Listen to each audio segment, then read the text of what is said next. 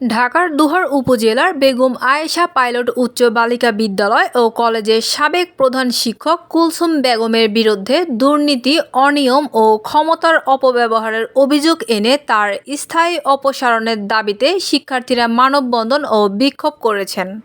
মঙ্গলবার দুপুরে বিদ্যালয় প্রাঙ্গণে কয়েক শতাধিক শিক্ষার্থী এ কর্মসূচি পালন করেন।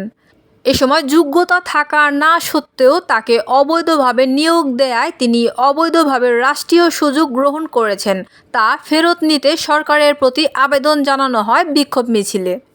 বিক্ষোভে অংশগ্রহণকারী শিক্ষার্থীরা জানান, সাবেক প্রধান শিক্ষক কুলসুম বেগমের নিয়োগের সময় সরকার বিধি মোতাবেক ১৫ বছরের অভিজ্ঞতা চেয়ে পত্রিকায় বিজ্ঞাপন দেয়া হয়, কিন্তু তিনি ১০ বছর ৩ মাসের অভিজ্ঞতা সম্পন্ন হয়েও ম্যানেজিং কমিটি ম্যানেজ করে সরকারি বিধি উপেক্ষা করে নিয়োগ লাভ করেন।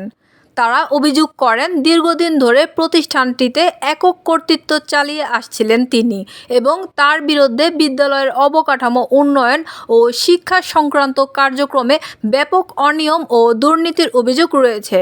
তিনি স্বজনপ্রীতি করে নিজের ও শ্বশুরালয়ের প্রায় ৮-৯ জনকে শিক্ষক হিসেবে নিয়োগ দেন, যারা সরাসরি তার আত্মীয়।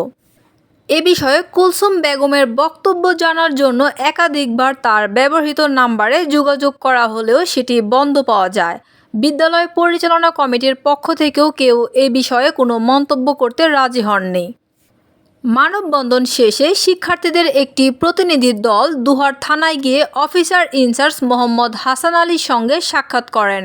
এ সময় ওসি শিক্ষার্থীদের বলেন, তদন্ত শেষের পথে, খুব দ্রুত তদন্ত রিপোর্ট জমা দেওয়া হবে।